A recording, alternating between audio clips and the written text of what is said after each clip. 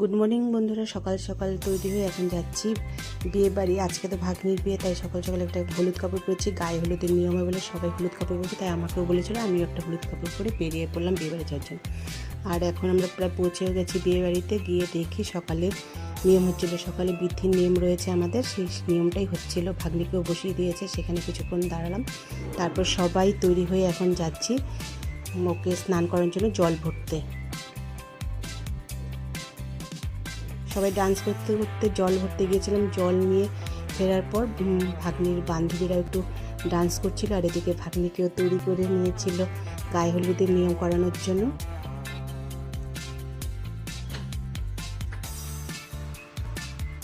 এদের গায়ে হলুদের নিয়মের পর আমরা বিকেলবেলা চলে এসেছিলাম বাড়িতে, যেহেতু রাত্রেবেলা তৈরি হয়ে আবার যেতে হবে বিয়ে বাড়িতে, তার জন্য। তারপর আমাকে সাজগোজোতে হেল্প করেছিল আমার এই বান্ধবী, আমার চুলটাও বেঁধে দিয়েছে আর শাড়ি পরাতে হেল্প করেছিল। তারপর বিয়ে বাড়ি আমরা পৌঁছে গেছি সন্ধ্যাবেলা।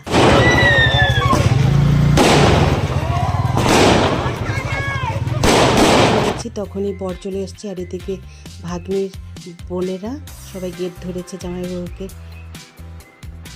ঢুকতে দেবে না বলে। এদিকে সে সময় কিছু ভিডিও করা হয়নি। সন্ধ্যেবেলা কফি আর পকোড়া খেয়ে নিয়েছিলাম। তারপর ভাগ্নিকে নিয়ে যাওয়া হয়েছিল মালা বদল এর নিয়ম করানোর জন্য।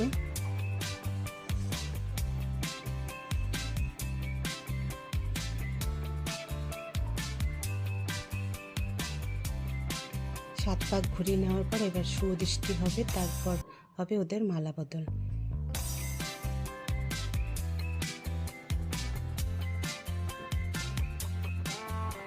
এইসব নিয়মের মাঝখানে খুব মজাই হচ্ছিলো। কখনো বা ভাগ্নিকে উঁচু করাচ্ছিলো, কেউ বা মালা পরাচ্ছে নিচু হচ্ছে, খুব মজা হয়েছিল এই সময়টাতে। তারপর বেশ রাতও হয়ে গেছিলো, আমাদেরও ফিরতে হতো। তারপর এইসব নিয়ম হচ্ছিলো, আর এর মাঝে আমরা খাওয়া দাওয়া করে নিয়েছিলাম।